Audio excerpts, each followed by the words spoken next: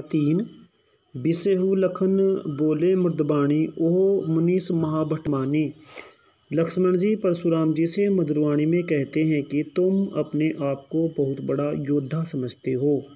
पुनि पुनि मोहि दिखावे कठोरा, चाहत उड़ान फूंकी पहाड़ू। इसलिए तुम बार बार मुझे फरसा दिखा रहे हो, कुल्हाड़ा दिखा रहे हो और तुम सोचते हो कि तुम फूंक मारकर पहाड़ को उड़ा दोगे। इहाँ कोमड़ बतिया काव नाही, जे तर्जनी देखी मर जाही।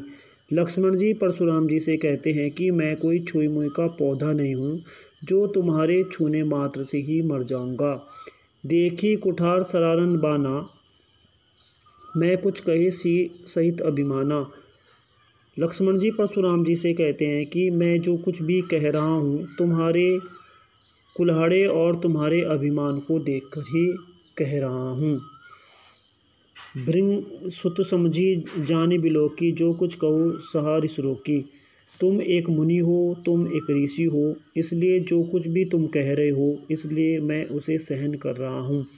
सुर महिसुर हरिजन अक्रू कोई, हमरे कुल इन पर न सुराही।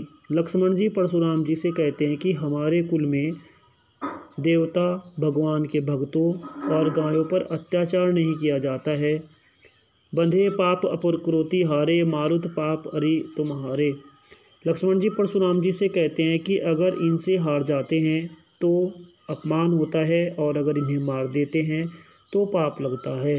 कोटि कुलुष सम वचन तुम्हारा, व्यर्थ धनुधन बाण कुठारा। लक्ष्मण जी परशुराम जी से कहते हैं कि तुम बिना कारण ही धनुष बाण उठाए फिरते हो। तुम्हारा एक एक वचन लाखों करोड़ों धनुष बाण के समान है। लक्ष्मण जी परशुराम जी से कहते हैं कि अगर मैंने कुछ अनुचित कह दिया हो अगर मैंने कुछ गलत कह दिया हो या अनुचित कह दिया हो तो उसके लिए क्षमा करें। मुनि सरोस भृग बस मेनी, बोल गिरा गंभीर जानी।